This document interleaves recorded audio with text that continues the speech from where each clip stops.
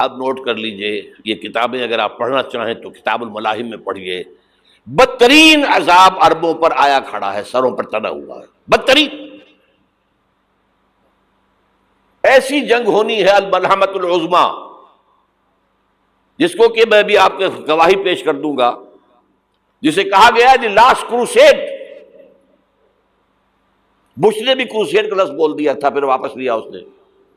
نکل جاتی ہے جس کے منہ سے سچی بات مستی میں، فقیہ مصلحت بین سے اور ہندے بادہ خار اچھا، کروسیڈ کہہ کر پھر واپس لیا. یہ کروسیڈ،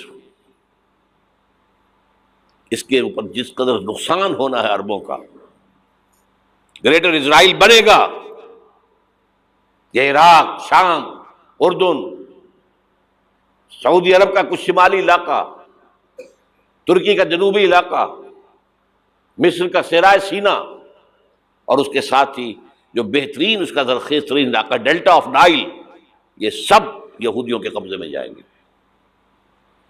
اس کو حدیث میں کہا گیا الملحمۃ العظمیٰ. عیسائی 80 علم لے کر اے مسلمانوں تم پر حملہ آور ہوں گے، اور ہر علم کے نیچے 12,000 فوج ہوگی، 9.5 لاکھ فوج. یہ نیٹو کی تیاری کس کے لیے ہو رہی ہے؟ جب یو ایس ایس آر کا خاتمہ ہوا تو پوچھا گیا تھا نیٹو چیف سے، اب کس لیے؟ تمہارا وہ دشمن تو ختم ہو گیا، اب ہمیں اسلامک فنڈامنٹلزم سے نمٹنا ہے. وہ جانتے ہیں خطرہ یہی ہے، اب اسلام ابھر سکتا ہے. مسلمانوں کے سینوں کے اندر وہ آگ ہے، اوپر خاکستر آ گیا ہے، تم کہیں اٹھانا بیٹھنا، یہ اندر تو انگارہ ہے، اوپر سے راکھ ہے، اس سے دھوکہ نہ کھا جانا ان کے دلوں کے اندر. اور بش نے کہا تھا مسلمان چاہتے ہیں کہ ہسپانیہ سے لے کر انڈونیشیا تک نظام خلافت قائم کریں. اور میں حیران ہوا تھا کہ اس کمبخت کو ہسپانیہ کا خیال کیسے آ گیا؟ ہمیں تو کبھی آتا ہی نہیں، اب ہم تو بھول گئے. وہ تو 500 برس پرانی بات ہے، جبکہ وہاں سے ہمیں نکال دیا گیا تھا. اگرچہ اقبال نے کہا تھا ہے ارض فلسطین پہ یہودی کا اگر حق، ہسپانیہ پر حق نہیں کیوں اہل عرب کا؟ ہسپانیہ میں تو 800 سال حکومت کی مسلمانوں نے، اور ابھی 500 برس ہی گزرے ہیں نا. یہودی تو ارض مقدس سے 2000 سال نکالے گئے. انہیں لا کے آباد کیا گیا، عربوں کے سینے میں خنجر بھونک دیا گیا. وہ چھوٹا سا ملک جو چاہتا کرتا، کوئی پوچھنے والا نہیں. امریکہ جیسے اپنے بیٹے کی حفاظت کرے ویسے کرتا ہے اس کی. اور حضور نے فرمایا ہے وہ جنگ جب ہوگی تو ایک باپ کے اگر 100 بیٹے ہوں گے تو 99 ختم ہو جائیں گے، ایک بچے گا. یہ حدیث ہے، حدیث صحیح. اور آپ نے فرمایا ویل للعرب من شر قد اقترب، عربوں کے لیے ہلاکت ہے، عربوں کے لیے بربادی ہے اس شر سے جو قریب آ چکی ہے. اور آج جس طرح انہوں نے ان کی تہذیب کو اختیار کر لیا ہے، دبئی جا کر دیکھیے، بدترین مغربی معاشرہ جو ہے وہ دبئی کے اندر ہم نے قائم کر کے دکھا دیا. اب سعودی عرب اس راستے پر بڑھ رہا ہے. اور اس کے بعد نمبر 2 پر جو ہے ہم پاکستانی ہیں. لیکن میں اس کے وہ پہلی بات جو کہہ رہا ہوں وہ تو یقینی ہے، اس میں تو احادیث صحیحہ موجود ہے. اگرچہ اس کے بعد پانسا پلٹے گا، پھر حضرت مہدی کا ظہور ہوگا، حضرت عیسیٰ کا نزول ہوگا، اور وہ گریٹر اسرائیل گریٹر گریو یارڈ بنے گا یہودیوں کا. ایک ایک یہودی قتل ہوگا اور دفن ہوگا. یہ بات میں ہونا ہے، میں پہلی بات پرچ کر رہا ہوں. وہ پانسا پلٹے گا جب پلٹے گا. ابھی جو سامنے ہے وہ کیا ہے؟ جس ملحمۃ العظمیٰ کہا حضور نے، جسے آرمگیڈون کہتے ہیں عیسائی. آرمگیڈون کی اگر کہیں جا کر آپ دیکھیں گے، آپ ڈکشنری میں مانی تو کیا لکھا ہے؟ A very big war which will be fought between the forces of evil and good before the end of this world. اس دنیا کے خاتمے سے پہلے خیر اور شر کی قوتوں کے درمیان بہت بڑی جنگ ہوگی. ارمجدون اسے کہتے ہیں عربی میں، اور آرمگیڈون اسے کہتے ہیں انگریزی کے اندر. اور یہ بائبل کی آخری کتاب کے اندر ہے، جو اس میں کہ مکاشفات یوحنا، ریولیشنز آف سینٹ جان. یہ تو میں کہہ رہا ہوں یقین کے ساتھ، اور زیادہ دور نہیں ہے، آیا چاہتا ہوں. اس لیے کہ یہودیوں کا اور عیسائی جو کنزرویٹوز ہیں، نیو کنزرویٹوز، ان کا 5 نکاتی ایجنڈا ہے متفق علیہ، جس کے تحت کہ یہ جنگ صلیبی شروع کی گئی ہے. وہ سن لیجئے آپ. آرمیگیڈون نمبر 1، گریٹر اسرائیل قائم ہو جانا اس کے نتیجے میں نمبر 2، مسجد اقصی اور قبۃ الصخرہ کو گرانا نمبر 3، وہاں تھرڈ ٹیمپل، وہ مسجد جو حضرت سلیمان نے بنائی تھی 1000 قبل مسیح میں، پھر برباد کی تھی نبوکدنضر نے، دوبارہ بنائی گئی، پھر دوبارہ ختم ہوئی 70 عیسوی تک گری پڑی ہے. ان کا خانہ کعبہ گرا ہوا ہے 70 عیسوی سے لے کر آج تک. ایک دیوار ہے ویلنگ وال، جہاں جاتے ہیں، روتے ہیں، پیٹتے ہیں، ماتم کرتے ہیں، وہاں وہ بنے گا تھرڈ ٹیمپل. اور نمبر 4، اس میں لا کر رکھا جائے گا تخت حضرت داؤد کا. یہ تخت کہاں ہے اس وقت؟ یہ لندن شریف کے اندر، جو ان کی پارلیمنٹ کا جو چرچ ہے، ویسٹ منسٹر ایبے، اس میں رکھا ہوا ہے. ایک پتھر تھا جس پر بٹھا کر حضرت داؤد کی تاج پوشی ہوئی، پھر حضرت سلیمان کی ہوئی، پھر وہ پتھر رکھ دیا گیا جب حضرت سلیمان نے بنایا ہیکل مسجد اقصی، وہاں رہا وہ. ہر بادشاہ جو تھا یہودی اسی کے اوپر بٹھا کر اس کی تاج پوشی ہوتی تھی. سن 70 میں ٹائٹس نے گرایا اسے، ہیکل کو، وہ پتھر لے گیا، وہاں سے روم گیا، روم سے آئرلینڈ گیا، آئرلینڈ سے اسکاٹ لینڈ آیا، اسکاٹ لینڈ سے انگلینڈ آیا، اور اب وہ رکھا ہوا ہے 14ویں صدی عیسوی سے آج تک. وہ ویسٹ منسٹر ایبے میں رکھا ہوا، ایک کرسی کی سیٹ میں اسے بنا دیا گیا ہے تخت کی شکل میں. اب انگریزوں میں کوئی ملکہ ہو، کوئی بادشاہ ہو جس کی بھی تاج پوشی ہونی اس میں ہوتی ہے.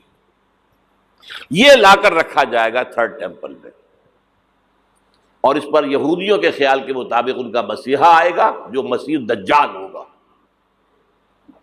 عیسائیوں کے خیال کے مطابق حضرت عیسیٰ آئیں گے، وہ ہمارا بھی خیال ہے حضرت عیسیٰ آئیں گے علیہ السلام. بہرحال یہ تو بات کی باتیں ہیں نا. اس وقت جو میں عرض کر رہا ہوں، عربوں پر بہت بڑا عذاب، اور پاکستان کا معاملہ البتہ یہ ہے، میں یقین سے نہیں کہہ سکتا. ہینگنگ ان دی بیلنس، ہو سکتا ہے اللہ تعالیٰ ہم پر رحم فرمائے، ہو سکتا ہے، اگرچہ اس کی کچھ شرائط ہوں گی. چمن کے مالک اگر بنا لیں موافق اپنا شعار، اب بھی چمن میں آ سکتی ہے پلٹ کر چمن سے روٹھی بہار، اب بھی ہو سکتی ہے. اور یہ بھی ہو سکتا ہے کہ اللہ تعالیٰ نے معجزانہ طور پر ہمیں ملک دیا، ہم نے اللہ سے بدعہدی کی، وعدہ خلافی کی، غداری کی، لہذا سزا دی جائے اور ہم سے یہ ملک چھین لیا جائے. It's just possible. دور نہ سمجھے اسے، انہونی بات نہ سمجھے. جو گھیراؤ ہو رہا ہے آپ کے مغرب میں نیٹو فورسز اور مشرق میں بھارتی فورسز گدھوں کی طرح بیٹھے ہوئے انتظار کر رہے ہیں پاکستان اور ڈسٹیبلائز ہو جائے، یہاں اور بدامنی ہو جائے. اب لاہور میں پھر آج دھماکے ہو گئے ہیں. 2 دن پہلے کا دھماکہ میں سہ کے آیا ہوا ہوں، آپ کے سامنے بیٹھا ہوں.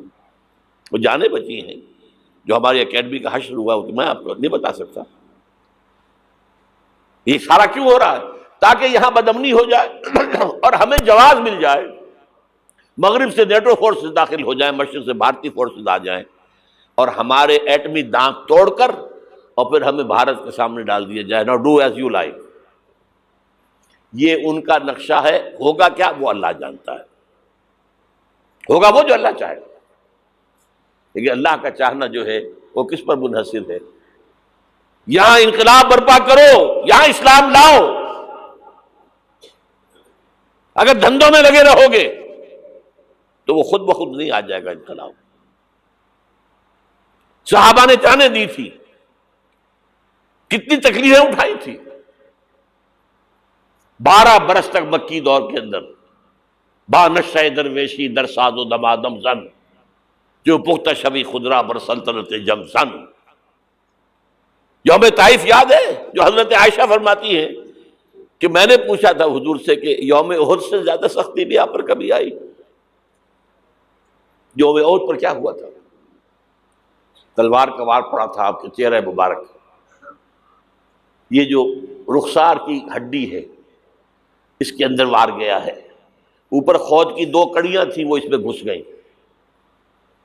2 دندان مبارک شہید ہوئے۔ وہ خود کی کڑیاں ایک صحابی نے اپنے دانتوں سے پکڑ کے کھینچنے کی کوشش کی، دانت نکل گئے، وہ نہیں نکلی، کیا جتن کر کے نکالی گئی ہوگی تو خون کا فوارہ آیا، اتنا خون گیا ہے کہ آپ بے ہوش ہو گئے، گر گئے، اور مشہور یہ ہو گیا کہ آپ کا انتقال ہو گیا، شہادت ہو گئی۔ یہ سیرت کبھی پڑھی ہے؟ حضرت عائشہ کے ہوش کا تو یہی دور تھا نا، یوم طائف میں جو آپ کی کیا تھی، بچی تھی، انہیں کیا پتا کیا ہو رہا ہے حضور کے ساتھ۔ 3 دن تک حضور مکے کی گلیاں اور وہاں کے اوباش لوگ پتھراؤ کر رہے گئے تھے اس امید میں کہ شاید وہاں کا کوئی سردار ایمان لے آئے، تو یہاں تو ابو طالب بھی فوت ہو گئے، یہی دنیاوی سہارا تھا، خاندانی سہارا تھا ابو طالب کے ذریعے، اور گھر میں ایک دلجوئی کرنے والی رفیقہ حیات تھی، وہ بھی، ان کا بھی انتقال ہو گیا۔ آپ نے کہا یہ عام الحزن ہے، اب تو سب کو طے ہو گیا قریش کو کہ آپ جیسے قتل کر دو ان کو، اسی لیے آپ گئے طائف، شاید وہاں کا کوئی بڑا سردار مانے ایمان لے آئے مجھ پر تو میں اپنا مرکز ادھر شفٹ کر دوں۔ تینوں سے ملے ہیں، تینوں نے وہ جواب دیے ہیں، نکل جاؤ یہاں سے، میں تمہارے ساتھ بات بھی کرنے کو تیار نہیں۔ اچھا، تمہارے سوا کوئی نہیں ملا تھا اللہ کو نبی بنا کر بھیجنے کے لیے؟ دیکھو جاؤ، میں بات نہیں کرنا چاہتا، ہو سکتا ہے میں بے عزتی کر بیٹھوں، واقعی تم اللہ کے نبی ہو تو میں مارا جاؤں گا، جاؤ جاؤ جاؤ۔ یہ سلوک محبت کے ساتھ ہوا ہے۔ اور پھر چھوکروں کو، اسٹریٹ ارچنز جنہیں آپ کہتے ہیں، اشارہ کیا تھا، خبر لو ان کی، پتھراؤ ہو رہا ہے، ساتھ کوئی ہے ہی نہیں، ایک آدمی صرف، زید ابن حارثہ۔ اب سامنے سے پتھر آ رہے ہیں تو حضرت زید آگے آ جاتے ہیں، ڈھال بنتے ہیں، مجھے لگے پتھر حضور کو رہے، آپ پیچھے سے آ رہے ہیں، چاروں طرف سے تو ڈھال نہیں بن سکتا ایک شخص، جسم لہو لہان، خون جا کر جوتیوں میں جم گیا ہے، جوتی اتر نہیں رہی۔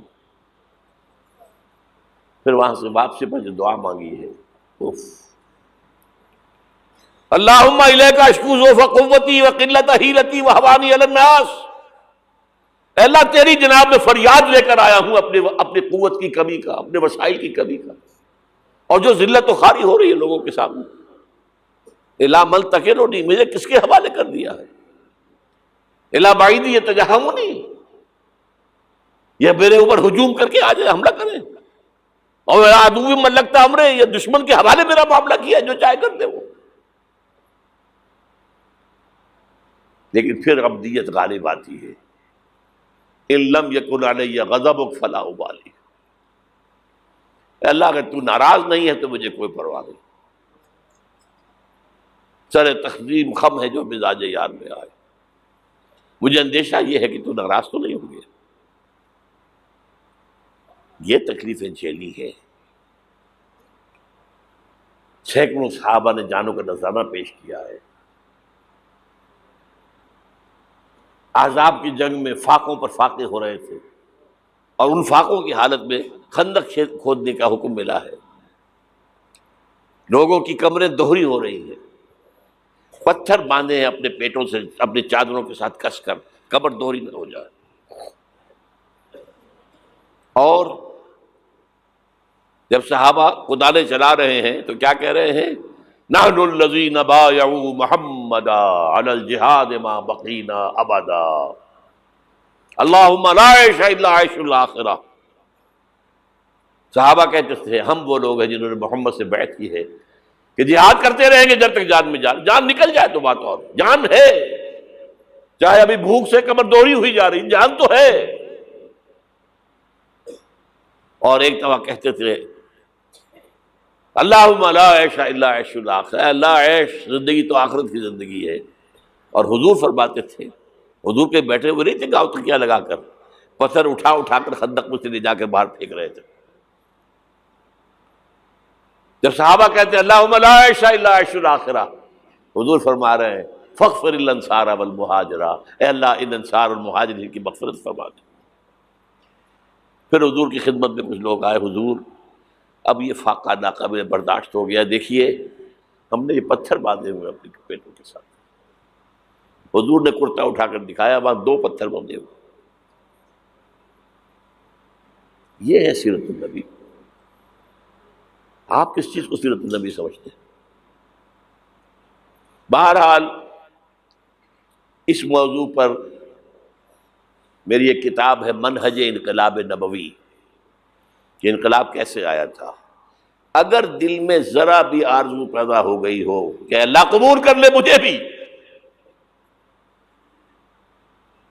مجھے قبول کر لے اس کام کے لیے، تو وہ کتاب آپ کے لیے مسٹ ہوگی، اس کا پڑھنا۔